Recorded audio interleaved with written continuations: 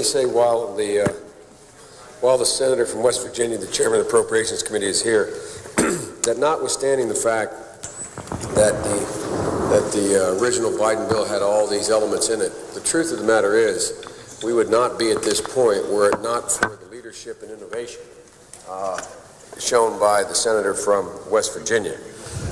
This notion of a crime-fighting trust fund to make happen what we all say in this floor, to use the vernacular to put our money where our mouth is truly innovative, and I would argue will be the essence of why this legislation takes hold to make society a little safer and a little better.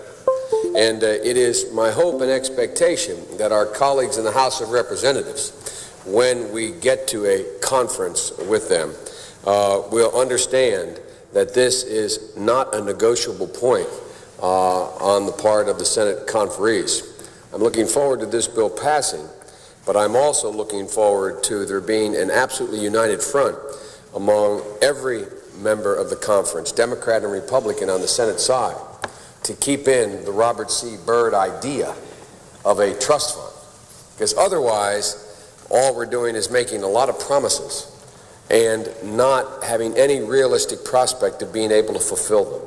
So I want to compliment the senator from West Virginia for his significant contribution. I said earlier, at the time we passed the trust fund notion as an amendment in this bill, that every time we've wanted to get, I've been here almost 20 years now, not nearly as long as my friend from West Virginia, but every time there's been a tough problem to solve, and every time I've needed assistance for something to get a difficult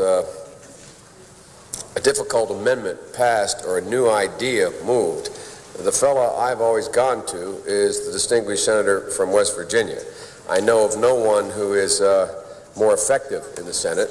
I know of no one who is more consistent, and I know of no one who sticks to a commitment more than the senator from West Virginia does. So I must tell you, I feel somewhat emboldened going to the House, God willing, when we pass this conference report, knowing that everyone in the House also knows that the senator from West Virginia is very committed to this notion of a trust fund. Madam President, will the senator yield?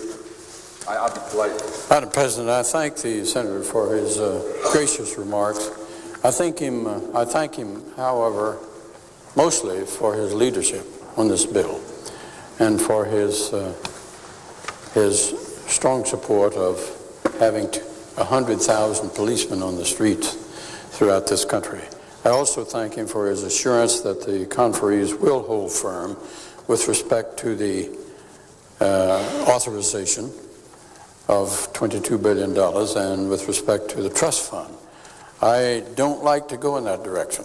I haven't approached any matter in that way thus far and may never again, but I felt that it was important that this bill be funded so that the American people would really be able to gain hope from the actions taken in the Senate. Again, thank him for his leadership, and I thank Madam President, I have found in my experience when the senator from West Virginia thinks something is very important, the Senate tends to think it's important, and I'm confident the House will as well. So it's always only on, I think, 3 occasions in my career on a critical matter have I been on the other side of the issue from the senator from West Virginia, and in retrospect, I've regretted all 3.